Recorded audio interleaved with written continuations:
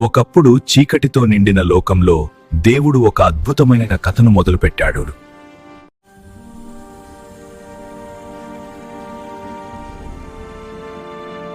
భయపడకుము మరియా, నీవు దేవుని దృష్టిలో కృప పొందితివి. అవునా దేవదూత, నేను దేవుని మాట వినడానికి సిద్ధంగా ఉన్నాను. నీవొక కుమారుని కనబోతున్నావు. ఆయన పేరు యేసు.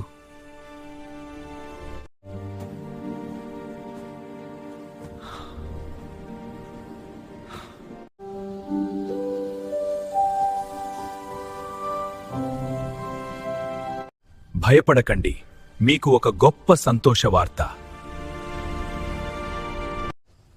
ఈ రోజు దావీదు పట్టణంలో రక్షకుడు జన్మించాడు, క్రీస్తు ప్రభువు.